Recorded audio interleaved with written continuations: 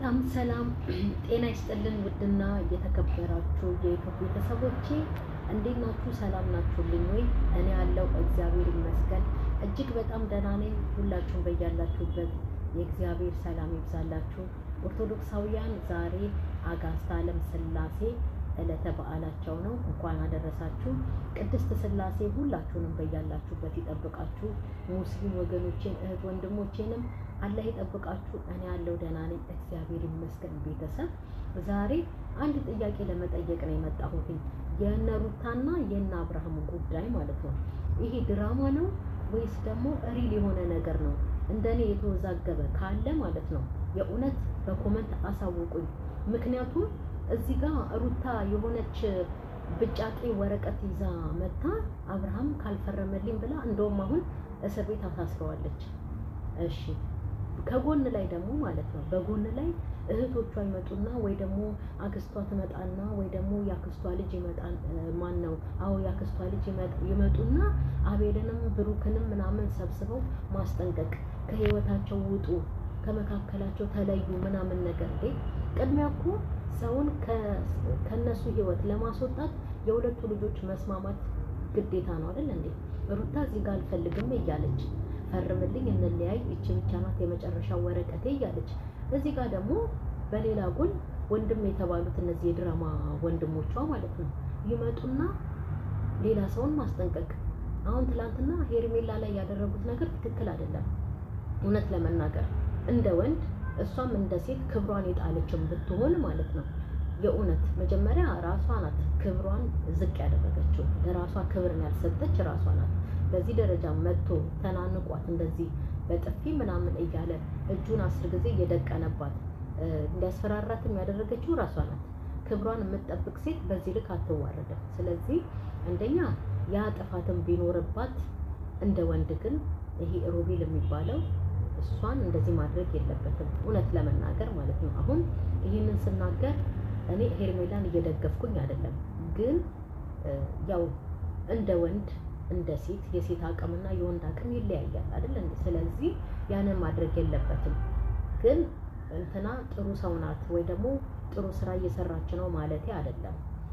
በሌላ መንገድ ቢሆን እሺ፣ ወይ ደግሞ ሴት መታ ከሷ ጋር ከሴት ጋር ቢነጋገሩ እሺ፣ ይሄንን ለማለት ፈልጌ ነው። ግን በዚህም በኩል ሆነ በዛም በኩል እቺ ሩታና አብርሃም በቃ አንፈላለግም ብለው የመጨረሻ ተሰለቻችተው ሁለቱም የስድብ ደረጃ ደርሰዋል።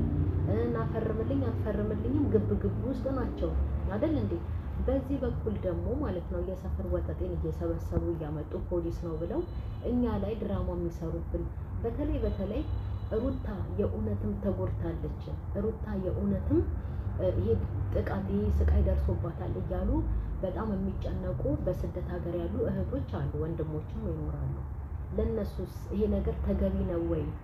እውነቴን እኮ ነው። በኋላ ላይ ድራማ ነው ብለው ወይ ደግሞ የሆነ ነገር በቃ ተስማምተናል ታርቀናል ብለው ቢመጡ ትዝብት አይሆንም ወይ? እንደገና ሌላ ስራ ይዘው ሲመጡ ደግሞ እንደኛ መቀለጃ ነን እንዴ ብለው ሰውስ ችላ ይላቸውም ወይ? እስቲ የእውነት እውነቴን እኮ ነው እንዴ! በጣም ድራማ እየሰሩ በጣም ድራማ። እኔ እዛው ሰፈር በጣም የሚተዋወቁ እንግዲህ ቪዲዮ ሰርታ አይቻለሁ። እንግዲህ እውነቱን ስለምታውቅ ነው እቺ ሴት ስለነሱ ቪዲዮ የሰራችው። ፖሊሶቹ የሰፈር ወጠጤዎች ይሄንን የፖሊስ ልብስ ብቻ ኬት አምጥተው እንደለበሱት ባይታወቅም ማለት ነው የጎረቤቶች የሰፈር ልጆች ናቸው እንጂ ሪል ትክክለኛ ፖሊሶች አይደሉም። እስቲ እውነት እነሱ ፖሊሶች ሆነው ከመጡ አሁን ካሜራ ፈቅደው ነው አይደለ ፖሊሶች አብርሃምን ሲይዙት እየተቀረጹ ያሉት። እስቲ ሲያስገቡትስ ለምን አላሳዩም? አንደኛ ነገር አብርሃምስ ታስሮ ሰው ሊጠይቀው ሲሄድ እንኳን እንግዲህ ፍቃድ ተጠይቆ አይደለ የትላንት ወዲያው ቪዲዮ አብርሃም ሲያዝ የተቀረጸ ለምንስ ሄደው ፍቃድ ጠይቀው አይቀረጽምና አያሳዩንም? ይሄ ሁሉ ለምን ይጫወቱብናል እኛ ላይ እንዴ? ሌሎቹን ተዋቸው፣ ሌሎቹን ህፃናቶቹን ተዋቸው፣ ትልልቅ ሰዎች ራሳቸው ማለት ነው እኔ ነገሩ አስረድተዋቸው በስነ ስርዓቱ ድራማ ውስጥ እንዲቀላቀሉ አድርገዋቸው ይሆን? እውነት የምሬን እኮ ነው።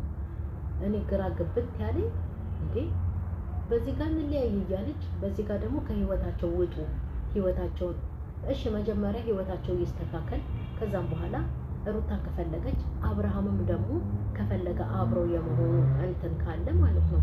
ሁሉም ሰው እኮ በራሱ ሰዓት ተጠራርጎ ይወጣል እኮ እንዴ። ለምንድን ነው እኛ ላይ የመጡ ድራማ የሚሰሩት? በጣም የሚጨነቁ በጣም የሚወዷቸው እኮ በተለይ ስለ ሩታ የሚጨነቁ ወይኔ እህቴን እያሉ ግን ይሄን ያህል ህዝብ ላይ ድራማ መስራት፣ ህዝብን ማስጨነቅ፣ ሰው ባለቀሰ ቁጥር አብረው የሚያለቅሱ በጣም ብዙ ልጆች አሉ በስደት ሀገር ማለት ነው። ስለዚህ ለነሱ ሀዘኔታ የለም ወይ? ይሄን ያህል ድራማስ መስራት ምን አስፈለገ? መጨረሻ ላይ እኮ ተስማምተናል ብለው በቃ ይሄ የህግ ውሳኔ ነው ተስማምተናል አብረን እየኖርን ነው ብለው ምክንያቱም መቋጫ የላቸውማ። እንግዲህ በሆነ ምክንያት አድርገው እንትን ካሉ ተስማማን ብለው ፕራንክ አደረግነው ምናምን ወይ ፕራንክ አደረግናት ምናምን ብለው ከመጡ ሰው ሊቀየማቸው ነው፣ ህዝብ ሊቀየማቸው ነው፣ የሚያያቸው ኦዲየንሳቸው ሊቀየሟቸው ነው። ግን በሆነ ምክንያት አድርገው መጥተው በቃ ህግ አስታርቀን ተስማምተናል ብለው ይመጣሉ። ግን ይሄ ድራማ እስከ መቼ ድረስ ነው ሰው ላይ የሚሰራው እንዴ? ለሰው ክብር የለም ወይ?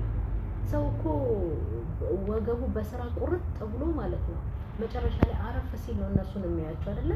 በስራ ደክሞ አረፍ በሚልበት ሰዓት ደህና ጥሩ ነገር ማየት ነው እንጂ ያለበትን እንደገና የነሱን ጸብ፣ የነሱን ክርክር፣ የነሱ ምናምን ግብስብስ ነገር እያመጡ ለሰው ማሳየት የባሰ ድካም ላይ ድካም መጨመር ነው። የእውነት ደግሞ አይቋረጥም፣ እንደሄደ ነው በቃ ድራማው እንደቀጠለ ነው። እና ይሄ የእውነት ጥሩ አይደለም፣ በእውነት ጥሩ አይደለም። ሰውም ለነገሩ እንደዚህ አይነት ትርምስ ነገር ስለሚወድ እነሱም ስለነቁብን እኮ ነው እንጂ ደና ነገር አሁን የቤተ ክርስቲያን ብዙ ምርጥ ትምህርት የሚሰጥ ይሄንን ዘመኑን የዋጀ ነገር ይተላለፋል።